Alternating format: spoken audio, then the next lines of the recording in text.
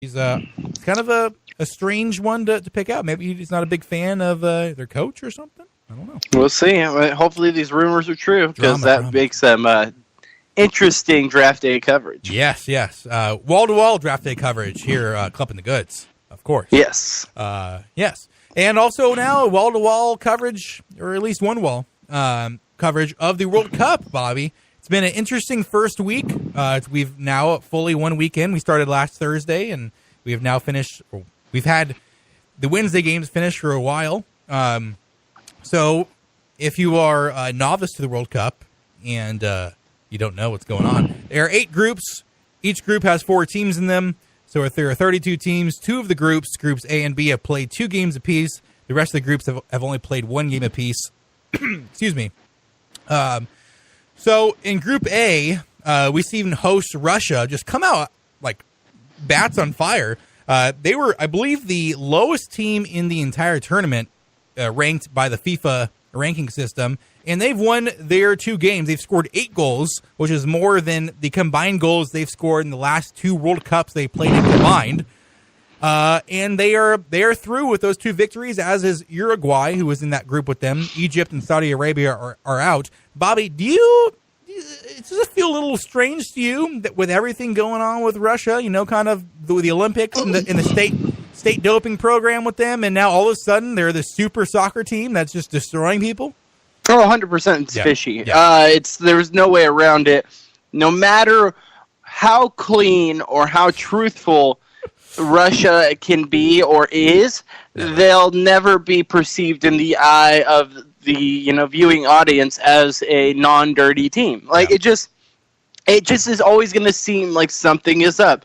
Albeit their leader, let it be from the doping scandal, being the host country and the things that were involved in that. I think there's a lot of factors that will always make it seem like Russia's up to no good, or Russia's doing something here. There's foul play involved. And the worst crime of all that Russia has committed is that they're also apparently running out of beer in Moscow for the World Cup. Yeah. So, I mean, there's a lot of issues here.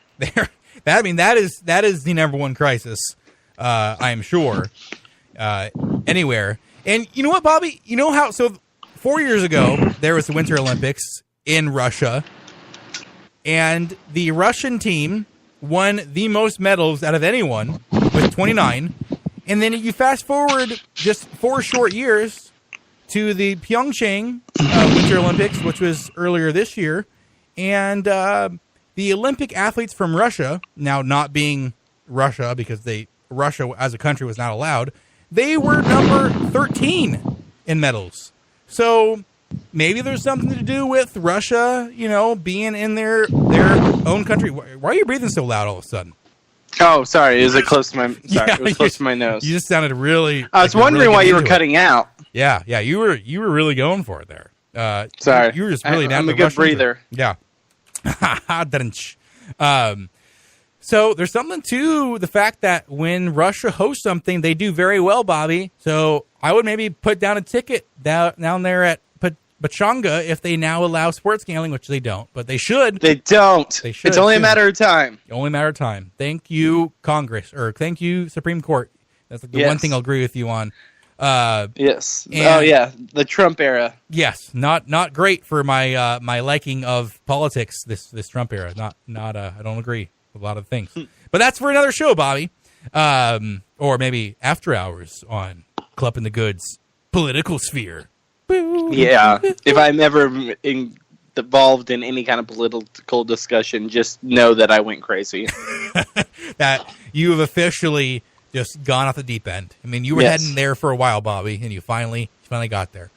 So that Group A... not my cup of tea. No. That Group A, Russia and Uruguay are both through. Uruguay was the favorite in that group, so they have won their 2 games, although by much smaller margins than Russia did, so... Scandal. So they will play. So the last games in Group A will be next Monday, Saudi Arabia versus Egypt, to see if one of those wins. Hey, good job, we won 1 game. And then Uruguay versus Russia. and trying to see who will get out of that group as the number one seed, because it really is, if you're, again, not kind of a novice or just getting brushed up on the World Cup doings and goings, the top team points-wise, so you get 3 points for a win, 1 for a draw, and obviously none for a loss. The top team out of each group plays the number 2 team from another group. So if you get, the number 1 seed, if you will, out of your group, you play the number 2 seed out of Group B, which is a big deal in some instances. There could be a large dichotomy between playing the number 1 seed and the number 2 seed in that next round. So they definitely want to win that game, whether, Uruguay or Russia. So Uruguay, they will need to win that game against Russia if they want to be the number 1 seed out of Group A, because Russia has such a big goal differential, which is the next tiebreaker. If they did tie, that they would move on. So Uruguay, who has Luis Suarez, the man who was known last time around for taking a bite out of this competition. The biter. Yes, the biter. Yes, that is him. I wonder if he's still a vampire. I believe so. He plays for Barcelona, and he's there with Messi, and no one knows. Maybe he's been drinking some of the Messi blood, trying to get himself ready for the World Cup, because Messi, got his team to the World Cup final last time around. Although we will talk about what has gone on with them soon. They drew their first game. He's taking a bite out of the competition, one step at a time. All right, Group B. Group B has probably been the most, it had the best game of the tournament so far. Now, before we go anymore, Bobby, have you been watching? Have you been trying to watch a lot of games? You just caught highlights, or what's been your participation? I catch mainly highlights because I could care less what's going on with USA out. Yeah. So I've been watching mainly highlights. However, I did watch the Mexico-Germany game to much of my dismay. Did Esteban, our true and always one producer, could you hear his screams of joy? He probably drank himself into a coma that night. I have seen Esteban do that, and I was not with him, but I saw him pass by me inside Creaky Tiki. I think I told you about that story, Bobby. Oh, yes, you did. Yeah. Our long-lost producer. Yeah. May God, bless him and rest his soul. I believe Esteban is still trying to find his way out of Central America. When he was kidnapped, and Evil Esteban took his place when he did not bring us donuts. The Evil Esteban was born that day. That's a little bit of a Slow Show lore for you newbies. Yes. So Portugal and Spain are tied atop Group B. They both won their games today by 1 point, and they tied in their first game, they drew in their first game against each other, which was a crazy, awesome game. Game of the tournament so far. Definitely. 3-3. Cristiano Ronaldo scored all 3 goals for Portugal, and Spain was able to battle back. And actually, they took a lead, 3-2, and then Cristiano had his just amazing jaw-dropping bender from the what do they call it? A set piece. A set piece. He had a set piece goal. It was beautiful. And then he had a goal. Sure, we'll go with that. Yes, it was a set piece, Bobby. They set it up, and then he pieced it together. So Cristiano scored the goal again for Portugal today. So they have 4 goals. All of them are by Cristiano Ronaldo, which now makes Cristiano Ronaldo the record holder for, Bobby, do you know it? No? For most goals by... The Golden Boot? Yeah, the Golden Boot. He definitely is in the lead for sure. But he has the most goals ever by a European and international competition now. So not the most ever in international competition. I believe that was a guy from Iran who played 10 years ago or so. But he has the most by a European-born player, so congrats, Cristiano. It looks like you're finally making your way in this world. He did it. He did it. I'm so proud of him. I know. Some tough luck there for Cristiano Ronaldo. And really, for a guy who stole the name of a true great in the Brazilian Ronaldo, you know what? I'm glad people can finally appreciate you, and you're getting out of That's Ronaldo's Ronaldinho. No, there are 2. There's Ronaldo and Ronaldinho. No, we're talking about the great, and it's Ronaldinho. Oh, I will fight you over who's better, Ronaldinho or Ronaldo, and Ronaldo is better. Ronaldo won the Golden Boot twice, Bobby. Yeah, well, Ronaldinho is the ugliest man I've ever seen. So I win. This is true. He kind of looks like the Brazilian man version of Lita the WWE wrestler. Or China, one of the two. Yeah, maybe. But he's a great football player. Yeah. So he's got that soccer. Yeah, we're in America. He's football. FUT with the little accent mark over the U. BUL football. It's a world's game. It's a world's game, Bobby. I ran out of gas today, almost actually, but didn't. Iran, they like that one, Bobby? You like that one, didn't you? Oh, you're so hilarious. Thank you. You're so hilarious. I know. I cracked myself up over here. Iran, they won their game against Morocco in dastardly style. They really just played defensive for like 80 minutes and then scored a cheap one at the end.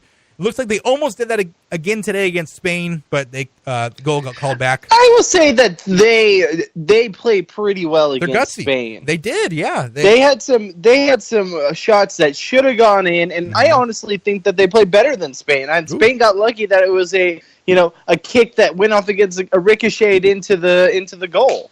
True. Although Spain had another one that there were some pretty close shots on both sides. So. It was a very good game. I was able to.